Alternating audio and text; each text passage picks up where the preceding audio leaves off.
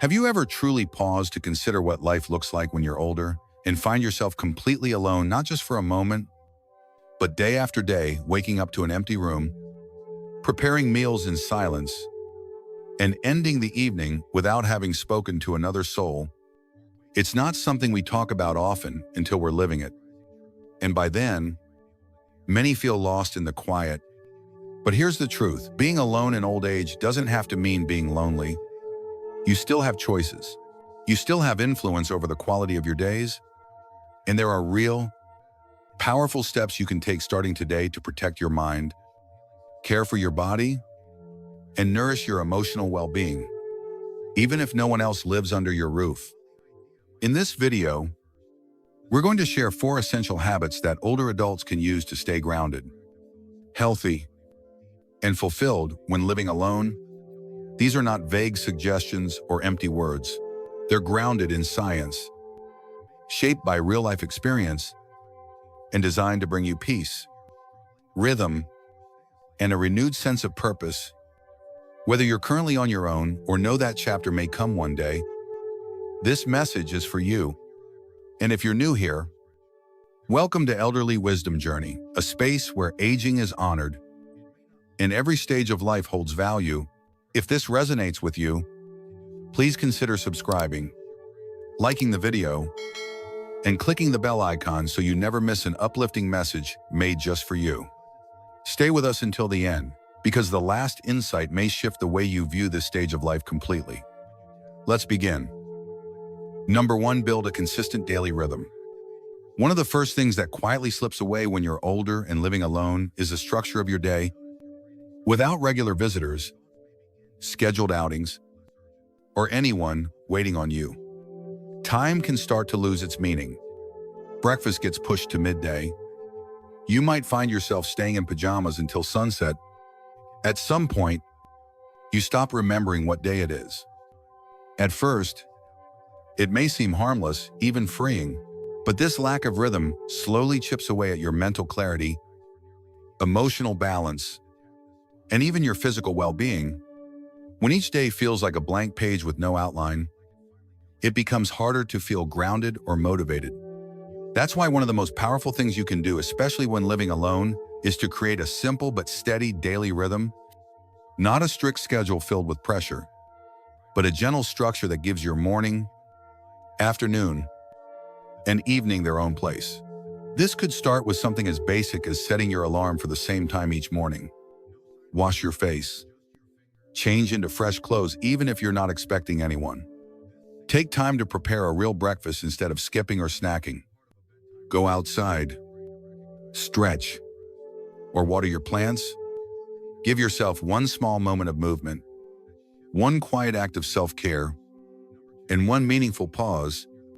Then in the evening, try to eat dinner around the same time. Dim the lights. Turn off screens. Let your body wind down at a natural pace. This kind of rhythm isn't about productivity, it's about emotional safety. When your world becomes quiet, structure becomes an anchor. Researchers in psychology often remind us that humans are wired for rhythm. From our heartbeat to our sleep cycles, we thrive on predictability. And as we age, that sense of internal rhythm becomes even more important.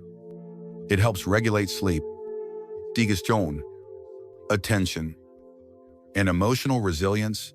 Take someone like Martin, a 79-year-old retiree who began drifting after losing his closest friend. His days turned into a blur, eating at odd hours, napping all afternoon, and forgetting appointments. He said he felt like he was floating through time, untethered. But one day, he decided to reclaim control. He began by simply making his bed every morning. Then, he started sitting outside with a cup of tea at sunrise. Those 2 habits alone helped him feel rooted again. Within weeks, Martin added morning walks and evening journaling. The more rhythm he created, the more peaceful his days became. It didn't solve every problem, but it gave his life shape again, and that made a world of difference. When you live alone, it's easy for time to slip away, unnoticed. But having a steady rhythm is one of the most subtle yet powerful ways to take care of your mind and emotions. It's a quiet act of self-respect, one that doesn't need applause, but that you will feel every single day. Number 2, soft, steady movement. One of the most overlooked challenges of aging alone is just how still life can become. You wake up, sit in your chair, maybe shift to the kitchen, return to that same seat, and before you know it, the sun is setting, or passe. Then days, even weeks, with very little movement. It happens so quietly that you might not even notice until your body starts to send signals. Your back feels stiff. Your knees protest when you stand. Your balance feels off. And suddenly, even something simple like rising from a chair becomes a careful effort. But here's what many people misunderstand. Staying physically active doesn't require fancy machines, high-energy workouts, or a gym membership. What it does require is consistency and the decision to honor your body by moving it in gentle, steady ways. You see, movement isn't just about strengthening your muscles or protecting your joints, although it absolutely helps with those things. Movement also supports your mood, your memory, your ability to sleep soundly, and your overall clarity of mind. And it doesn't have to be dramatic. Standing up and sitting down 10 times from your favorite chair, stretching your arms while the kettle boils, taking a slow walk to the mailbox or down the street. Each small action tells your body, I'm still here. I'm still needed. There's even scientific evidence to back this up.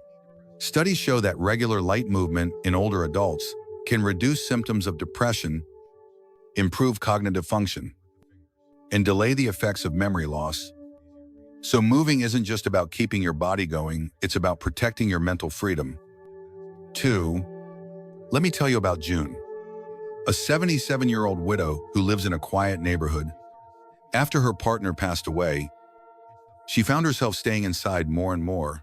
Her legs ached, and she felt tired. Even after a full night's rest, the world outside her window felt distant, and some days she didn't go further than the front steps.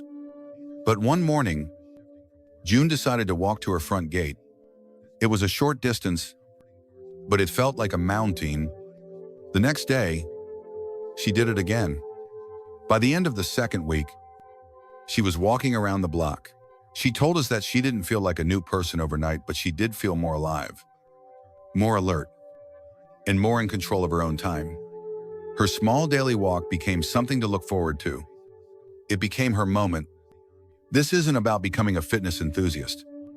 It's about holding on to your freedom, because when you keep your body gently moving, you're holding the door open to independence. You give yourself more mornings where you can get out of bed without needing help. You prepare your own meals, water your plants, answer the door with confidence. That kind of self-reliance isn't just physical, it's emotional. It reminds you that you still belong in the rhythm of life. Even the simplest walks can connect you with the outside world, seeing your neighbor, feeling the sun on your skin, hearing the birds sing. These small experiences are deeply meaningful. They remind you that you're still a part of something, even if you live alone. So move not for applause, not for anyone else's expectations, but because your presence still matters. And your body, no matter how long it has carried you, still deserves your kindness, your care, and your attention. If you've made it this far and this message resonates with you, leave a number 2 in the comments so I know you're still with me. And if you haven't already, please consider subscribing to our channel and clicking the bell icon so you never miss another message crafted just for you. Let's keep going. We're only just getting started. Number 3, meaningful connection in small, steady ways. When you're older and living alone, silence becomes a familiar part of life. Some days, it can feel peaceful, a kind of quiet that soothes the soul. Other days, that same silence turns heavy. It lingers like an ache, especially when no one has said your name in days, or when your voice hasn't been used for anything more than a whispered reminder to yourself Even those who have always prided themselves on being independent often reach a point where they feel the weight of too much solitude.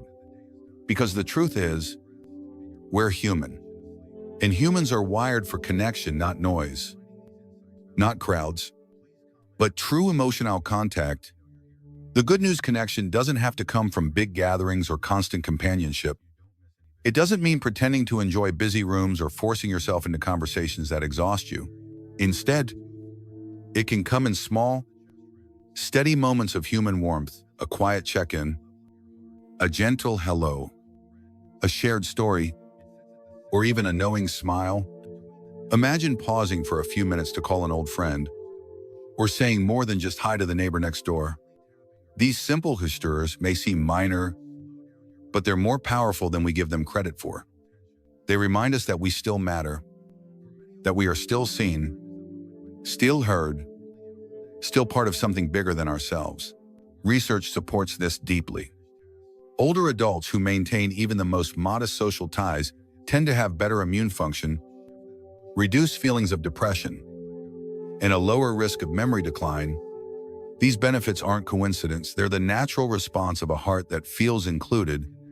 Let me tell you about Arthur, an 84-year-old man whose sons had all moved to other states. For a long time, his only conversations were with cashiers and his doctor. Then one afternoon, he noticed his neighbor's newspaper piling up. He left a note on their door offering to help while they were away. That one kind gesture turned into a thank you visit, which turned into tea on Tuesdays. He didn't suddenly have a new social circle, but he had something to look forward to.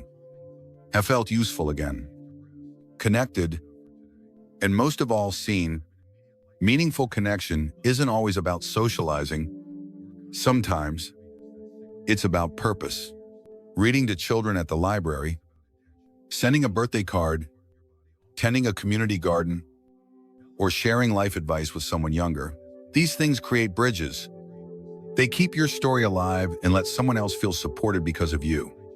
Even in a quiet home, your presence still carries weight. Your experiences still matter. Your voice still has something to offer. Loneliness, at its core, is not just being alone, it's feeling disconnected. And the smallest act of reaching out can gently begin to close that gap. So whether it's making that phone call, writing that letter, or simply letting someone know you're thinking of them, each effort counts. Because staying connected doesn't mean giving up your solitude. It means ensuring your solitude is filled with meaning, not emptiness. You don't need to be surrounded by people to feel part of the world. You just need a few real threads of connection and the courage to hold on to them. Number 4, a personal purpose that gives you a reason to rise. There's a quiet danger that often slips into our lives as we grow older, so quietly, in fact, that many don't even recognize it. It's not just about living alone or moving slower than we used to. It's the sense that purpose has begun to fade, that the days feel a little emptier, a little less urgent. Retirement comes. The phone rings less often. People stop needing you the way they once did. The house grows still, and without realizing it, you start to wonder, what am I waking up for? But here's something no one tells you often enough. That feeling isn't a fact. It's a whisper from the part of you that's longing to grow again. Purpose doesn't retire. It doesn't vanish when others stop depending on you. It doesn't disappear because you live alone. It simply changes shape. And discovering that new shape, especially when you live alone, can be one of the most powerful things you ever do for yourself. Your purpose now doesn't have to be grand. It doesn't need applause or public recognition. It only needs to matter to you. Maybe it's planting something and watching it grow. Maybe it's writing down your memories so your grandchildren can one day read your story. Maybe it's making one phone call a day to someone who feels just as alone as you once did. Or maybe it's fixing something old with your hands and feeling proud that you still can. These small, deeply personal acts of care and attention do something remarkable. They give you a reason to get up. They shape your day, and they remind your heart that you still care. And that still matters. Let me tell you about Marvin, a 78-year-old man living alone in Oregon. After his wife passed, The silence in his home was overwhelming. Days blurred together. Then one afternoon, he opened a box in the attic and found an old harmonica he hadn't touched in years. He cleaned it, sat by the window, and began to play slowly at first. Then with feeling, no one else was listening. But in that moment, he heard himself again. Each note carried a memory. And gradually, the stillness in his house didn't feel so heavy anymore. Marvin didn't become a musician, but he became someone with a reason to sit upright, take a deep breath, and express something real each day. That was his new rhythm. That was his new purpose. Modern psychology confirms what Marvin rediscovered. Even the most modest sense of purpose improves mood, sharpens the mind, lowers stress, and adds years to our lives. Because the soul isn't built to drift. It's built to aim towards something that calls it forward. Even in the quiet. And here's what many forget. Living alone can be a canvas, not a cage. It gives you freedom to choose without expectations from others. Maybe you've always wanted to paint, to bake, to learn a language, or to read all the books that once gathered dust. Now is your moment. Your home doesn't have to be filled with people to be filled with meaning. When you pursue something that lights a small fire in your spirit, your space becomes alive again. And that flame, no matter how quiet, keeps you vibrant. So if today feels still, pause and ask yourself, what small thing could I create? Nurture, remember, or explore tomorrow, not for praise, not for anyone else, but for you to bring you peace, to make you smile, to remind you that you still matter. Because when you find purpose within solitude, you transform what it means. You don't escape loneliness, you reshape it into strength. If this message speaks to you, and you've made it this far, I'd love to know. Leave a number 4 in the comments if you feel ready to rediscover your own purpose. And if you haven't yet subscribed, I gently invite you to click the subscribe button and tap the bell icon, so you won't miss more content like this, thoughtful, hopeful, and made with you in mind. Let's keep going. Your next chapter is waiting. Living alone in your later years can feel like one of life's most difficult transitions. The house grows quiet. Days begin to blur. And sometimes, it may feel like the world is continuing without you. But this stage, if approached with care, can also be a return to who you really are. Beyond the roles, responsibilities, and expectations that once defined your days. Maybe you saw yourself in today's message.